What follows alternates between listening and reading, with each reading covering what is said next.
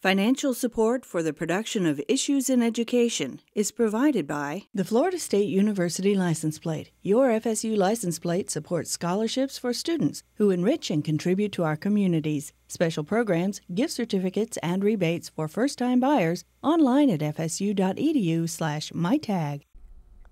Coming up today on Issues in Education, Beyond Facts and Figures, we look at the efforts to increase the teaching of critical thinking in college classrooms.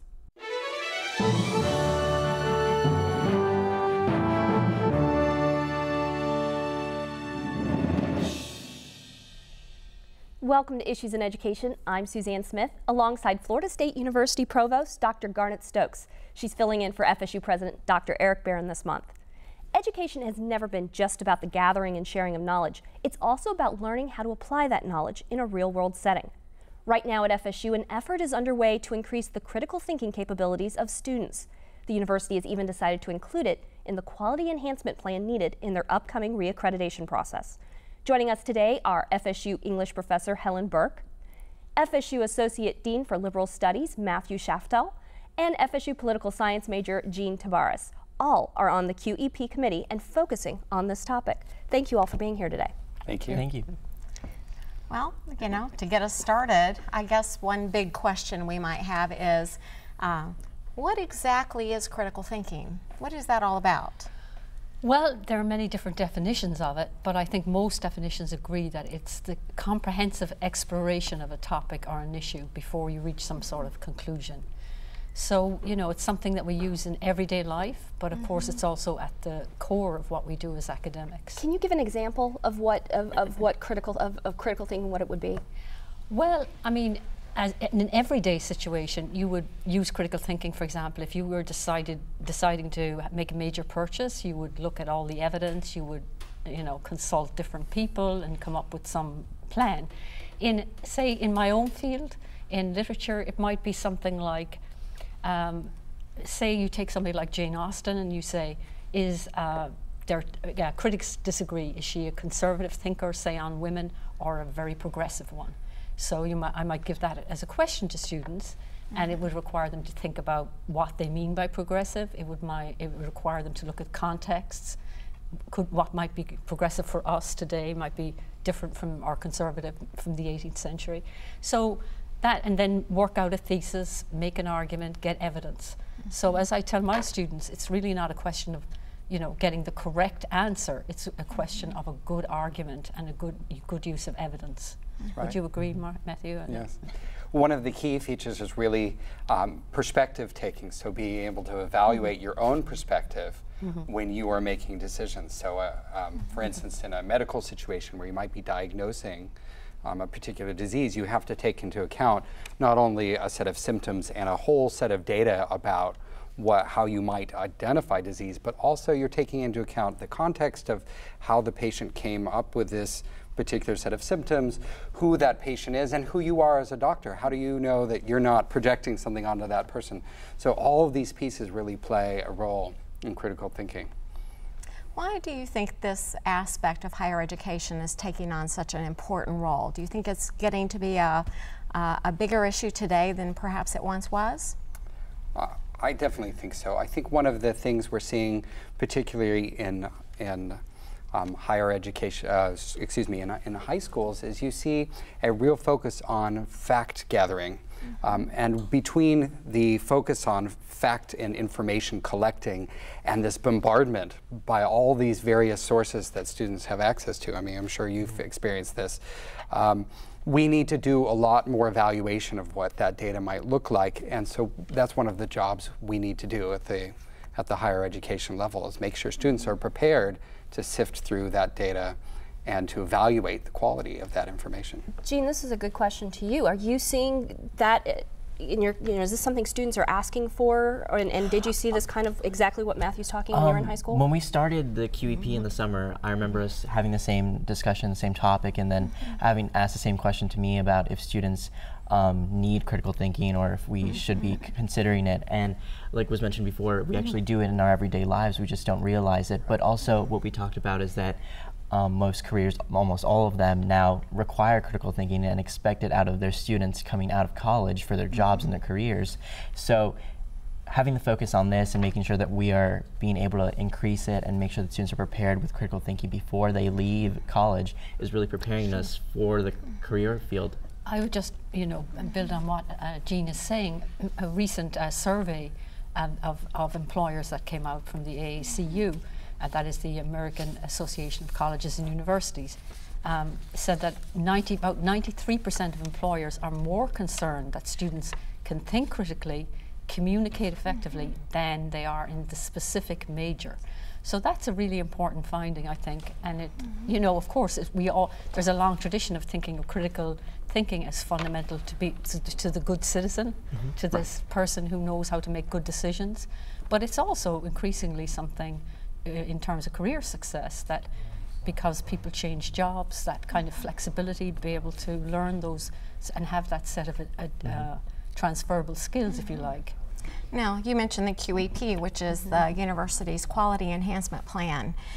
Tell us something about the process by which critical thinking was decided upon as the focus of a Quality Enhancement Plan. Well, it's a long process of consulting many different constituent folks on campus, faculty, staff, students, and it started 2 years ago. We had the President's Retreat, which is an annual event where students and faculty and staff get together and talk about an issue, and it came up there. Then we did a survey of the campus, and it emerged as one of the 2 top issues. And again, then there were smaller meetings like consulting with deans and just getting feedback generally. And Jean, I know your group was helpful with students getting feedback on that. So it's really been a process of a big conversation that has been going on campus for 2 years, and this topic emerging as a kind of a key and central thing that we want to emphasize. Matthew, would you add to that? Or? No, that's exactly right. I think one of the things that's been sort of interesting is, in addition to the Quality Enhancement Plan, which is what we're talking about here, which is really designed for juniors and seniors, we've also been in conversations about a new liberal studies program, and that's the general ed curriculum for the freshman and sophomore students. These 2 processes were parallel but independent, and it's amazing that a group of about 40 faculty members on the General Education Committee came up with the same priority. So it's really a conversation that's going across campus, and I think across the state. And I'm really happy to see that we're focusing on such a critical skill. And I would just say, the Provost has been enormously supportive of this. And that has made a huge difference of that kind of that energy that people can bring if they know that there's real institutional support for going after something as big as this, because this is a big issue. It's not like a small peripheral issue. It's central to what we do. Okay. Well, Helen, you've mentioned that this has been part of a very big project. And we know that the Quality Enhancement Plan is a very large component of the institutional's re-accreditation. It's the Southern Association of Colleges and Schools, SACS, that evaluates FSU and every university and college in the southeastern region every 10 years. It's a very big project for the entire institution. And your leadership of that QEP has been wonderful. Can you tell me a little bit about who's been on that QEP committee, what the composition of it is? Sure. We had, it was a large committee. We had 2 different committees, one in the 11 to 12 year academic year, and then another this past year. And it's a committee of about 24 people. We have expertise from all kinds of areas of campus in administration, but also faculty from different programs, and we have students and so on. So we draw from all of these, and the idea with the QEP that SACS requires is that you pick something that is of central importance to the mission of the university, that you develop it from some kind of campus-wide conversation, and also that it arises from the assessment needs of something that shows up on assessment, something that we need to do better on. And that's sort of the background to it. And then, but I think beyond what SAC says, I think it's a real opportunity to take something that we think is important and kind of put new energy into it and sort of get the whole campus talking about it. And that to me has been the value of it, and my own personal experience of going across camp, meeting people like Jean and Matthew and others from the campus, and getting together and talking about it. So that I think that's it, really. How important is the student's role in contributing to that? Jean, did you really, I mean, how do you feel like your and other students' opinions are part of this process? I believe so, especially when we started in the summer. Every step that we took when I was there, after every question, after everyone spoke, I always was able to chime in and was asked my opinion as well, and it was always taken into consideration. So I feel like the students' opinion was really involved in the process. And do you think critical thinking is important for students to develop? I feel like it's incredibly important. Like I said before, it's definitely something that needs to be focused on in order for us to succeed after college, because it's something that's looked on from employers and just everyday aspects. Like was mentioned before, we use it in everyday decisions, and without it, we're not going to make sound decisions that we should be making. Exactly. That's right. In fact, every student, every parent asks, you know, is my child, or am I employable? That's one of the key questions that we get asked, and the answer really depends on the skills that you build while you were at university. And I think too, I'm sure you both will agree, or you all would agree with this, that, you know, students sometimes get focused on passing exams. Right. You know, okay, nailed that exam, and but the larger question is, are you, you know, honing those skills that, you know, I sometimes say to students, I know most of you are not going to be experts in the 18th century, but the kind of skills you develop here are transferable, are skills that you can bring somewhere else. The ability to make an argument, to use evidence effectively, to draw inference, and, you know, to be persuasive as a speaker and as a member of whatever employment group, you know, whatever profession you join. It certainly sounds like the kind of thing we hear from employers all the time, that they're looking for students with those skills. And I can't remember if you mentioned earlier that some say it's more important than the major itself, that they're looking for, they don't really care what the major is. What they care about is having, you know, a particular set of skills, of which critical thinking is a really important component. And one person commenting on that kind of view said, really what you're preparing students for is not their first job, but their second, third, fourth, because that's the experience that we have now. Most, even in our own lives, I'm sure most of us have experienced that we change career, maybe not careers, but certainly positions as we go along, and we have to constantly adapt, not just to new technology, but new ways of doing things. I think it's also interesting that the QEP plan is for students that are in their majors. And you were talking about the liberal studies for the 21st century curriculum, and that's for freshmen and sophomores. How are those two things going to work together? Or are they working together? Is it just you get through one section and then you move on to the next? Right. Well, as I mentioned before, the two developed completely independently. One was in response to the QEPs in response to accreditation demands, which is which led us to this opportunity. But the other was really in response to three pieces of legislation, one of which is the preeminence bill. And the preeminence bill asked us to design 9 to 12 credit hours, or 3 or 4 courses worth of signature coursework that will reflect a purely FSU experience. What does it mean to be an FSU student? What is it that you learn? What can you do if you were an FSU graduate? And those things certainly came across at different times, but the truth is that we came to the same decisions about both pieces, and they fit together really beautifully. One of the centerpieces of the Quality Enhancement Plan is something called the value rubric. And the value rubric is something that's produced by the American Association of Colleges and Universities. And what it is a set of guidelines for teaching and evaluating critical thinking in the classroom. And this particular set of guidelines in this rubric came across both committees' desks at about the same time, partly because we were working together in both places. And that is something that ties together both the freshman-sophomore initiative and the junior-senior initiative. It's really this set of guidelines and evaluation techniques for critical thinking. So it's really quite organic. And I would say, you know, just this issue, on the issue of assessment, you know, universities are being asked more and more to be accountable for what we do and show improvement. So we are taking that seriously, and you know, saying this is a way we can do it. We can show you the effect of making changes and improving skills, important skills like critical thinking. Is it easy to measure critical thinking in the classroom? Because it's easy to test a student, say they know the history dates of these things and the dates of those things, or how 2 and 2 equals whatever, and well, 4 of course, but whatever. But you know, how do you measure critical thinking? Well, I do think the idea of this rubric where you have a set of categories. Now, say gathering evidence is one of the categories. Right. Well, different disciplines will have different sense of what the importance of evidence in their area is, but still, people in that area can say, look at this piece of writing and say, yeah, this makes good use of evidence in my field. So we can do it, and there are some very smart people in assessment who know how to do this. So I'm pretty confident. I'm confident that we will do it, and it'll be an interesting sort of feedback mechanism for us.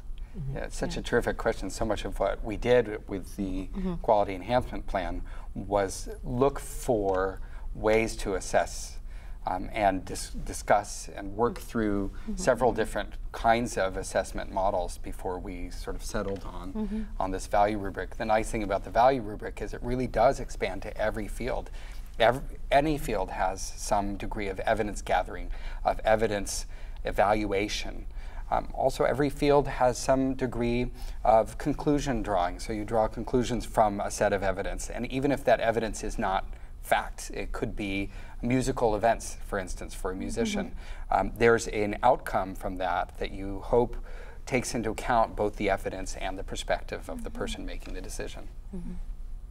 So, how does one enhance critical thinking?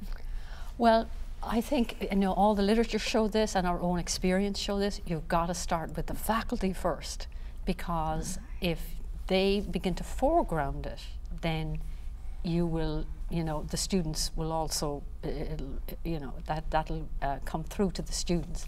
Wouldn't we say faculty are already teaching critical thinking? Yes, we definitely are, and there are literally hundreds of courses that have critical thinking at the center of them.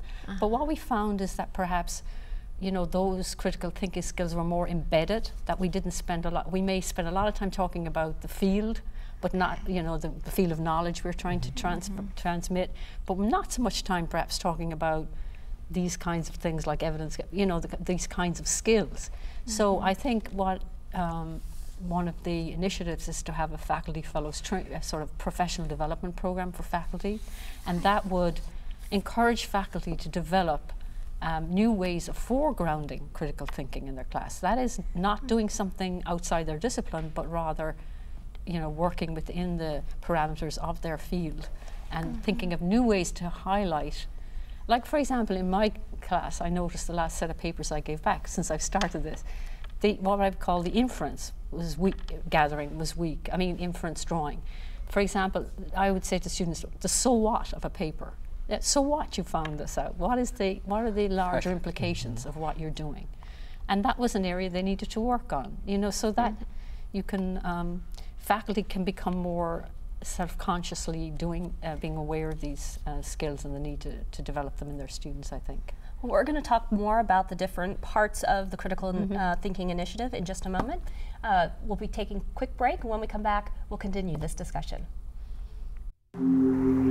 A spirit roams these parts. A spirit of respect, competition, and academic greatness. Some call our spirit myth. Others call it legend. We call it Florida State University.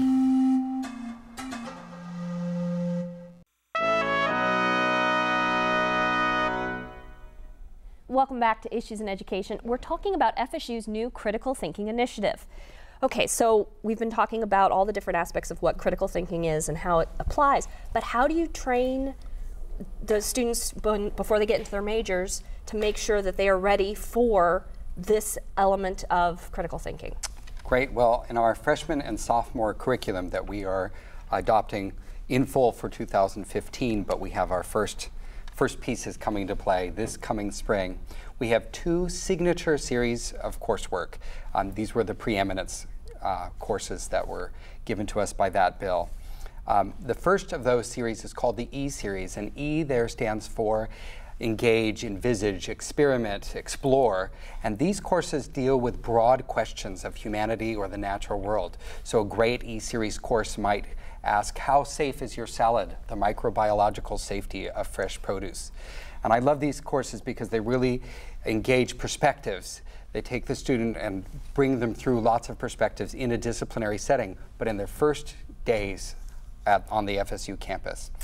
The second signature course series is called Scholarship in Practice, and those are courses that deal with the scholarly or creative process. So the student is brought through the scholarly or creative process throughout the semester, and at the end of the semester they create some kind of product. So an example of that might be a chair design course taught in interior design, where they spend the semester talking about the aesthetics, the history, the construction of chairs, and at the end of the semester they build a chair out of cardboard and we put it in the provost office and hope nobody collapses.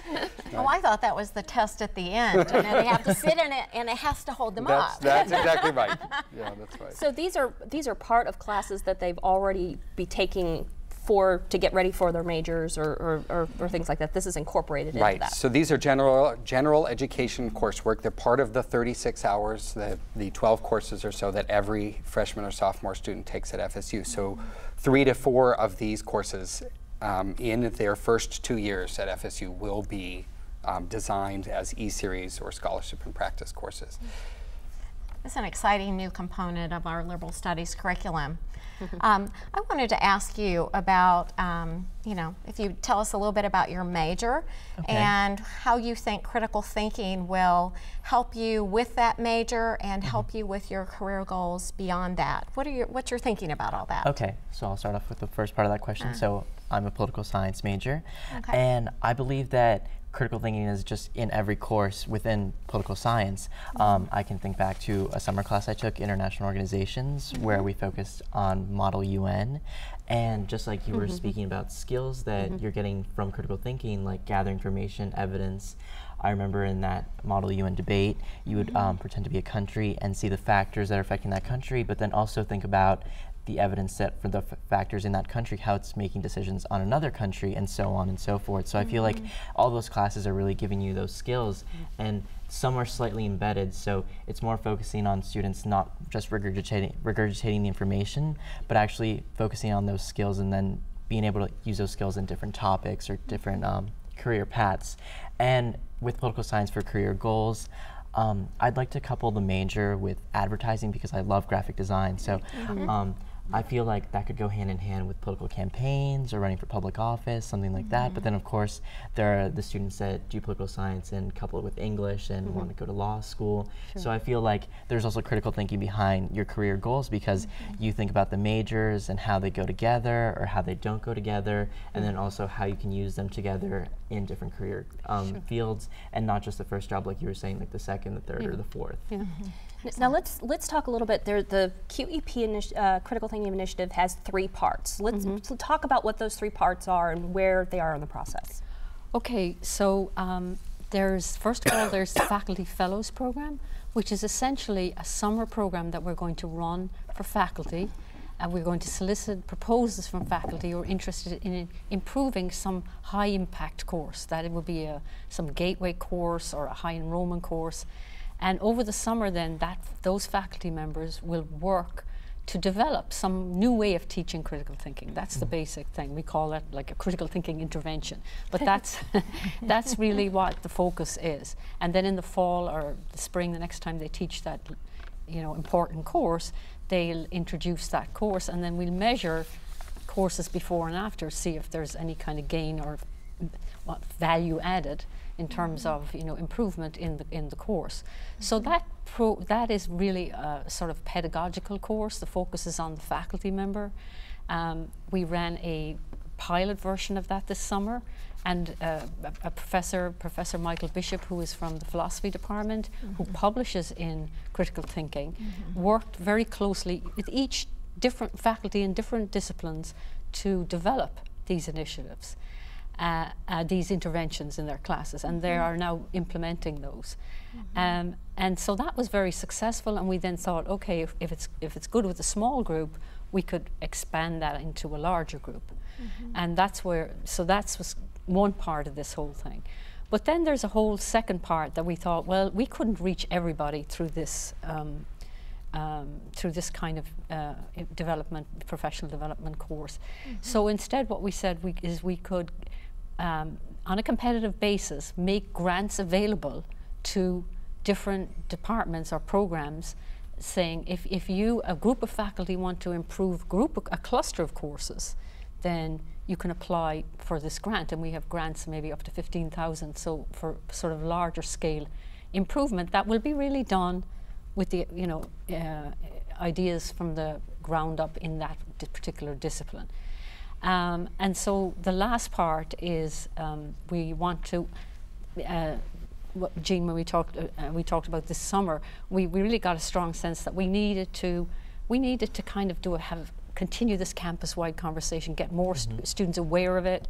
So we call the third initiative Strengthening the Campus Culture. And what we did was we decided to really sort of like set little in different areas of the campus, like the library is going to get some funds to run workshops on this. We'll have a presidential lecture series where we're going to bring in speakers on this. We'll give awards to undergraduate studies that sort of are particularly strong. It's not undergraduate studies, undergraduate research that is particularly strong in that area. And so this is really going to then transform the campus culture. That's the idea. So that in the 5 years that this program will initially, we hope then by that point in 5 years it will have taken root. But that everybody will be touched in some way by it. That's the idea. This is definitely a topic that is interesting, and one that's going to continue a very important topic over the next few years. So I'm looking forward to visiting this on this show and coming back and seeing what next is in this process. Thank you for joining us. That's our time for now. Please join us again next month for more Issues in Education. You can watch the premiere episode of Issues in Education the first Friday of every month at 7:30 p.m. That means you can see the next new episode on Friday, January 3rd on WFSU-TV. Join us as we discuss the latest developments in higher education happening around the state and across the country. If you have questions you would like us to address on this program, you can email us at issues@wfsu.org. Again, that's issues@wfsu.org.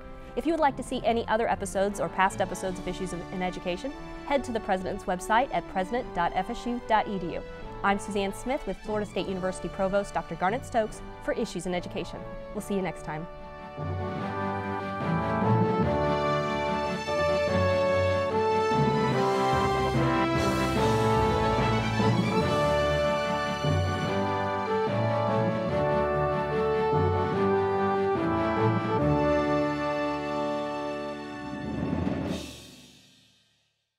Financial support for the production of Issues in Education is provided by the Florida State University License Plate. Your FSU license plate supports scholarships for students who enrich and contribute to our communities. Special programs, gift certificates, and rebates for first-time buyers online at fsu.edu/mytag.